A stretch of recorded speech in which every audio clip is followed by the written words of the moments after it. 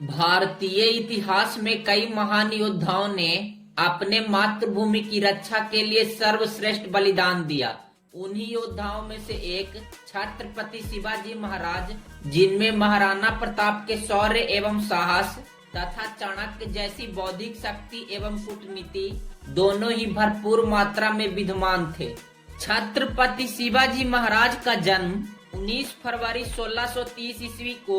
पुणे स्थित शिवनेरी दुर्ग में हुआ। उनके जन्म के समय उत्तर भारत पर मुगल बादशाह शाहजहां का शासन था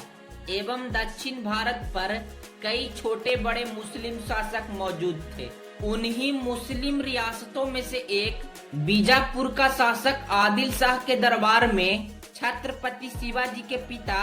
शाहजी भोसले सेनापति के पद पर नियुक्त थे, परंतु छत्रपति शिवाजी अपनी माता जीजाबाई के साथ पुणे में ही रहते थे, जिसकी जागीरदारी बचपन में ही शाहजी भोसले ने शिवाजी महाराज को सौंप दी थी। छत्रपति शिवाजी महाराज की माता जीजाबाई उन्हें बचपन से ही रामायण एवं महाभारत जैसे ग्रंथों के साथ साथ राजनीति एवं युद्ध की भी शिक्षा देती थी तथा गुरु रामदास ने शिवाजी महाराज के चरित्र विकास में अहम भूमिका निभाई। दादोजी कोंडदेव, जो कि छत्रपति शिवाजी महाराज के छोटे होने के कारण पुणे की जागीरदारी संभालते थे, परंतु उनकी मृत्यु हो जाने के कारण पुणे की जागीरदारी पूर्ण रूप से शिवाजी के हाथों में आ गया। तभी छत्रपति शिवाजी महाराज ने मावल के लोगों को इकट्ठा कर उनमें स्वराज की भावना को प्रज्वलित कर दिया और 1646 ईस्वी में तोरण के किले पर हमला कर केसरिया ध्वज फहरा दिया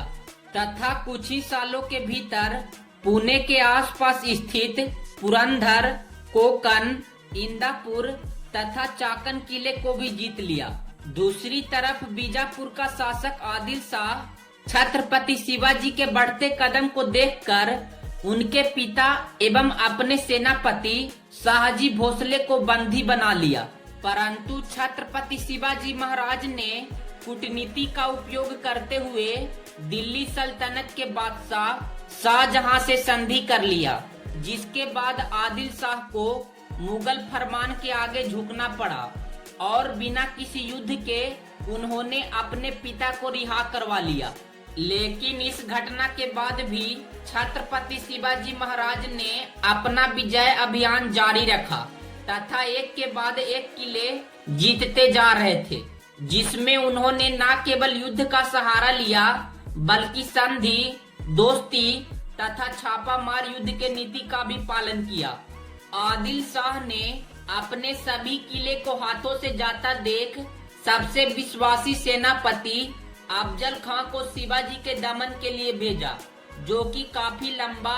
एवं बड़ी भुजाओं वाला व्यक्ति था। 10 नवंबर 1659 ईस्वी को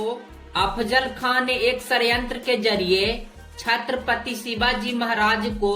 बिना किसी अस्त्र शस्त्र के प्रतापगढ़ में मिलने बुलाया, जहां अफजल खां गले मिलने के बहाने छत्रपति शिवाजी महाराज के पीठ पर खंजर से लगातार वार करता गया,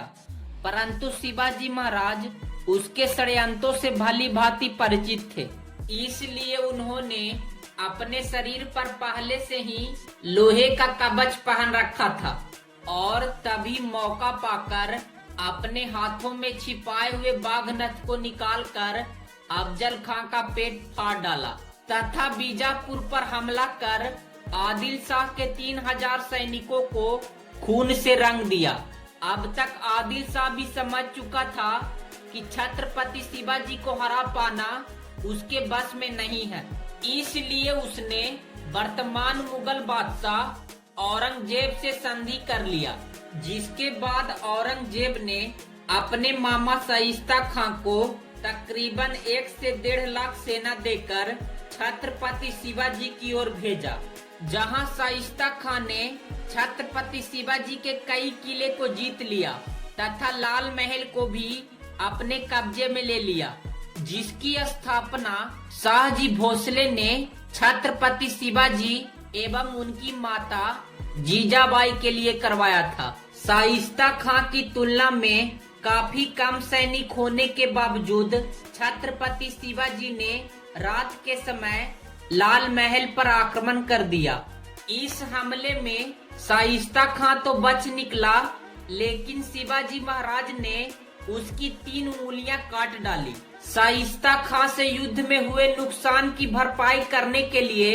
छत्रपति शिवाजी ने 1664 ईस्वी में मुगलों के संपन्न शहर सूरत पर आक्रमण कर उसे लूट लिया, जिस पर औरंगजेब काफी क्रोधित हुआ तथा राजपूत राजा मिर्जा राजे जयसिंह को एक बड़ी सेना देकर छत्रपति शिवाजी के दमन के लिए भेजा। मिर्जा राजे जयसिंह से 1665 ईस्वी में छत्रपति शिवाजी को हार का सामना करना पड़ा, जिसके बाद औरंगजेब और शिवाजी महाराज के बीच पुरंदर की संधि हुई। इस संधि के तहत छत्रपति शिवाजी महाराज को अपने 23 किले समेत 4 लाख सोने के सिक्के मुगलों को देने पड़े एवं अपने पुत्र संभाजी महाराज को मुगल सेना में मनसबदार के पद पर तैनात करना पड़ा।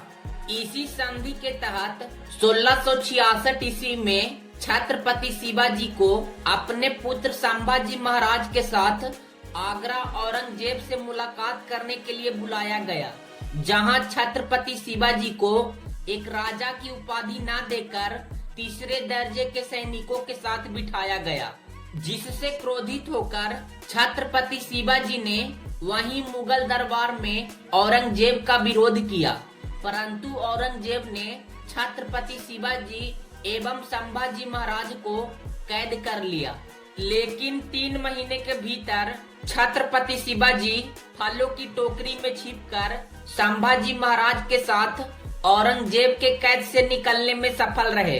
जिसके कुछ साल बाद पुनः छत्रपति शिवाजी एवं औरंगजेब के बीच संधि हुई। इस संधि के तहत छत्रपति शिवाजी को राजा की उपाधि एवं संभाजी महाराज को मुगल सेना में मनसबदार बनाया गया, परंतु 2 सालों के भीतर ही औरंगजेब ने संधि तोड़ दी, जिसके जवाब के रूप में छत्रपति शिवाजी ने 1670 ईस्वी में सूरत को दूसरी बार लूटा। अंततः 6 जून 1674 ईस्वी को छत्रपति शिवाजी महाराज का रायगढ़ में राज्याभिषेक किया गया और उन्हें छत्रपति की उपाधि मिली, परंतु पंडितों ने छत्रपति शिवाजी महाराज का राजा बनने का विरोध किया, क्योंकि उनके अनुसार वे क्षत्रिय कुल के नहीं थे। जिसके बाद छत्रपति शिवाजी महाराज का संबंध राजस्थान के सिसोदिया राजवंश के राजपूत घराने से होने का प्रमाण पंडितों को दिया गया। छत्रपति शिवाजी महाराज ने अपने मंत्रिमंडल में अष्टप्रधान की स्थापना की और संस्कृत एवं मराठी भाषा को बढ़ावा दिया। भारत में पहली बार नौसेना की स्थापना छत्रपति शिवाजी महाराज ने ही किया था, जिसकी वजह से फादर ऑफ इंडियन ने भी छत्रपति शिवाजी महाराज को ही माना जाता है। छत्रपति शिवाजी ने अपने राज्य में सभी धर्मों को सम्मान प्रदान किया तथा उनके मंत्रिमंडल एवं सेना में कई मुस्लिम सैनिक भी शामिल थे। एक लंबी बीमारी के कारण राज्याभिषेक के महज 6 साल बाद 3 अप्रैल 1680 ईस्वी को छत्रपति शिवाजी महाराज का निधन रायगढ़ में हो गया। छत्रपति शिवाजी महाराज ने 1679 ईस्वी तक तकरीबन 360 किले पर केसरिया ध्वज फहराकर पूरे भारत में स्वराज की भावना को उत्तेजित कर दिया।